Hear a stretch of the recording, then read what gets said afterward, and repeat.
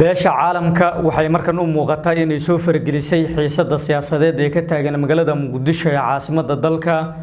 waxaa kulan degdeg ah la isugu yeeray madaxweynaha dowladda federaalka Soomaaliya Xasan Sheekh Maxamuud madaxweynaha maamul goboleedka Puntland Saciid Cabdullaahi Dani iyo madaxweynihii hore ee dowladda ku meel gaarkeed ee Soomaaliya Shariif Sheekh Axmed dhammaantood baxalana ayaa looga yeeray 13 bishan aynu ku guda jirno madaxweyne Xasan Sheekh waxaa si kulul loogu canaantay tallaabooyinka uu qaaday saacadii ugu dambeeyay iyo sidoo kale inuu ka hortagay banaanbax ay doonayeen mucaaradku inay ku qabsadaan magaalada Muqdisho ee caasimadda dalka waxaynu dal wadaagi doonaa macluumaadka xoga dhameystiran iyo sidoo kale wararkii ugu dambeeyay ee la xiriira kulankan la qorsheynayo in uu dhawaan uu ka dhaco magaalada Muqdisho ee caasimadda dalka marka hore soo dhawaada daawadayaal taariikhdu waxay ku beegan tahay 11 bisha shanaad ee May ee sanadka 2026 xindaabka xalane ee magaalada Muqdisho waxaa kulan degdeg ah loogu yeeray madaxweynaha dowladda federaalka ee Soomaaliya Xasan Sheekh Maxamuud madaxweynihii hore ee dowladda ku meel gaarkeed ee Soomaaliya Shariif Sheekh Axmed iyo madaxweynaha maamul goboleedka Puntland Saciid Cabdullaahi Dani waxa ay arintan ay qasabtay in beesha caalamka ay si toos ah u soo farageliso xaaladda siyaasadeed ee wadanka isla markaana mucaaradka in lagu canaanto iyo madaxda ugu sarreysa dowladda federaalka ee Soomaaliya heshiiska ay markaasi ka gaari lahayn nooca doorasho xilli ay maalmihii ugu dambeeyay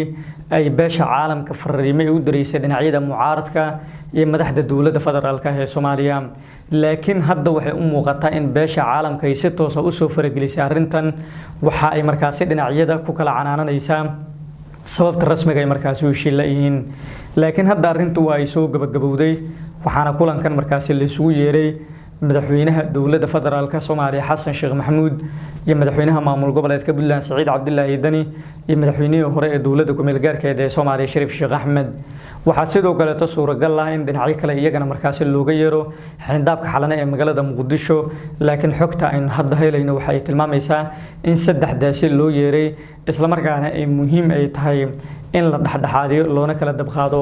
waxa sidoo kale suuragal ah ama sidoo kale macquul ah in madaxweynaha dowlad goboleedka Jubbaland Axmed Maxamed Islaam Axmed Madoobe in isagana markaasi lagu soo daro kulankana la qorsheynayo in uu dhawaan uu markaasi uu ka dhaco magaalada Muqdisho ee caasimadda dalka waxa sidoo kale markaasi ayna la tilmaamay in arintani markaasi ay ka dhigan tahay isla markaana ay muujinayso in beesha caalamku ay markaasi weydiinayso nooca doorasho oo ay markaasi ay rabaan xubnaha mucaaradka nooca doorasho ay dowladda federaalka Soomaaliya ay wado iyo sidoo kale sababta rasmiga ay markaasi loo heshiin lahayd oo arintan markaasi khilaafkeeda uu u taagan yahay muddooyinkii ugu dambeeyay waxaa la tilmaamay in madaxweynaha dowladda federaalka Soomaaliya Xasan Sheekh Maxamuud uu la shirtagi doono doorashadii uu markaasi uu ka qabtay gobolka Banaadir sida nabdoon ay u dhacday doorashadii uu ka qabtay magaalooyinka deegaanada dowlad goboleedka Koonfur Galbeed oo iyadana markaasi amnigeeda la sugay iyo sidoo kale jadwalka kale isaga u qorsheysan in doorashooyinkan uu kaga qabto deegaanada kale ee iyagana markaasi aan ka tirsan dowlad goboleedyada kale ee dalka mucaaradka lama oga nooca ay markaasi ay la shirtagi doonaan isla markaana ay la hortagi doonaan wakiilada beesha caalamka iyo sida markaasi arintan looga wada hadli karo kulankan waxa uu si gaar ah ugu dhacayaa safaaradda dowladda Mareykanka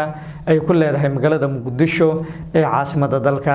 13 bishan oo berito kaliya ay ka dhiman tahay ayuuna sidoo kale kulankan uu dhici doonaa waxaana sidoo kale suuragal ah in madaxweynaha dowlad goboleedka Puntland Saciid Cabdullaahi Dani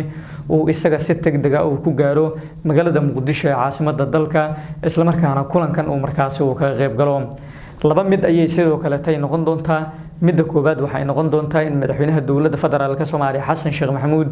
lagaga awood bato nooca doorasho oo ay mucaaradku ay markaasi ay wataan iyo sidoo kale inuu isaga markaasi uu mucaaradku ka awood bato ama awood u sheegto oo uu markaasi wakiilada beesha caalamka uu ka gado nooca doorasho uu isaga markaasi uu wado midda uu markaasi hore uu soo qabtay Banaadir iyo sidoo kale Koonfur Galbeed mucaaradka waxa suuragal ah in arinta markaasi doorashooyinka ka dhacay Banaadir iyo sidoo kale midda hadda la qorsheynayo in ay ka dhacdo Koonfur Galbeed in ay laf dhuun gashay ku noqoto isla markaana ay ku adkaato madaxweynaha aan raahday waa xubnaha mucaaradka iyaga markaasi ay ka qayb galaya kulankan waxa suuragal ah in markaasi madaxweyne Xasan Sheekh Maxamuud lagu taageero go'aankiisan isla markaana wakiilada beesha caalamka ay garab buuxa markaasi u muujiyaan madaxweynaha dowladda federaalka Soomaaliya Xasan Sheekh Maxamuud isla markaana xubnaha mucaaradka iyagana markaasi lagu canaanto in ay joojiyaan waxa ay wadaan sidoo kalena doorashadan markaasi ay ku biiraan haddii taasi ay dhacdo mucaaradku waxa suuragal ah in ay dhinaca kale markaasi tabasho ay ka muujiyaan guddiga doorashooyinka oo ay dowladda federaalka Soomaaliya ay soo diyaarisay isla markaana iyaga haatan doorashadoodu ay markaasi wado haddii markaasi guddigan ay mucaaradku waxay ku soo darsadaan sidoo kale tona arrimaha kale ee la xiriira qaabka loo wado doorashooyinku ay dad kale ku soo darsadaan waxa suuragal ah in dhinacyadu markaasi heshiis muuqda ay markaasi gaaraan marka la eego horta mucaaradku ma doonayaan doorashadii dhacday 2021 mid la mid ah taasi oo awood loo siiyay dowlad goboleedyada dalka in ay iyagu cidda ay rabaan markaasi xildhibaan ay ka dhigaan halka cidda aynan rabin markaasi kursi u diidaan sida uu hore markaasi u shaaciyay madaxweynihii hore ee dowlad goboleedka Koonfur Galbeed Cabdicasiis Xasan Maxamed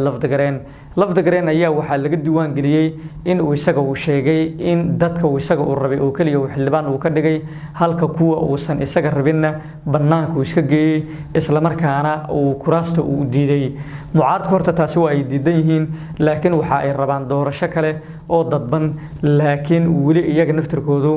mid isku maraacin oo suuragal ma noqonin ajenda rasmi ah oo markaas oo qoran waxa suuragal ah maanta iyo sidoo kale tibrito in iyagu ay kulan degdeg ah isugu yimaadaan isla markaana ay ka wada hadlaan arrimaha jira oo la xiriira doorashada iyo sidoo kale midda ay la shirtagi doonaan ee wakiilada beesha caalamka la xiriirto taasoo iyadana ah midda kaliya oo hadda markaasi muujinayso in kulan degdeg ah ay markaasi arrintan ay ka yeeshaan wakiilada beesha caalamka ee iyaga markaasi ku sugan magaalada Muqdisho ee caasimadda dalkana ay iyagana markaasi arrintan ay ka dhageystaan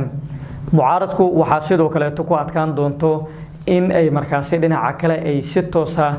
ay doorasho kale ay u soo saaraan oo saddexaad oo aan loogeyn nooca markaasi ay noqon karto iyadoona sidoo kale taasi ay suuragal ay tahay in ay ku adkaato xubnaha mucaaradka ee iyaga markaasi ku sugan magaalada Muqdisho ee caasimadda Soomaaliya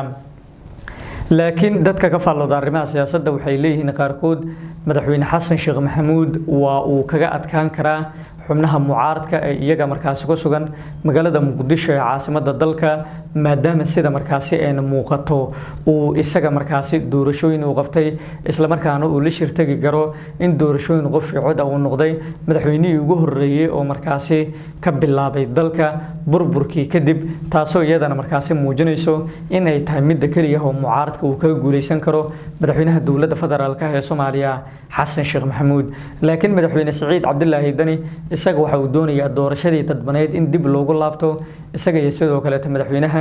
dowlad goboleedka Jubbaland Axmed Maxamed Islaam Axmed Madoobe iyaga si weyn ayay sidoo kale ay kaga shaqeynayaan in doorashadii dadbaneed dib loogu laabto isla markaana ma rabaan doorashooyinkan qof iyo codka uu madaxweynaha dowladda Soomaaliya Xasan Sheekh Maxamuud uu wato iyo sidoo kale midda kale waa iyaga mucaaradku ay markaasi doonayaan saddex doorasho ayaa halkan ka cad midday wadaan madaxweyne Axmed Maxamed Islaam Axmed Madoobe iyo madaxweynaha maamul goboleedka Puntland Saciid Cabdullaahi Dani iyo midda kale oo ay markaasi wataan mucaaradka oo iyagana markaasi doonaya in aan dib loogu laabanin doorashadii hore u dhacday sanadkii 2021 iyo sidoo kale mid saddexaad oo isagana markaasi wato madaxweynaha dowladda federaalka Soomaaliya Xasan Sheekh Maxamuud laakiin wakiilada beesha caalamka ayayna sidoo kale suuragal ay noqon kartaa in arrintan oo dhan ay markaasi ku canaantaan isla markaana cadaadis siyaasadeed ay ku saaraan xubnahan markaasi isku hayo arrimaha doorashooyinka ee wadanka laakiin madaxweyne Xasan Sheekh rajo ayuu sidoo kale u leeyahay waxaana suuragal ah in wakiilada beesha caalamka uu ka gado arrintan la xiriirta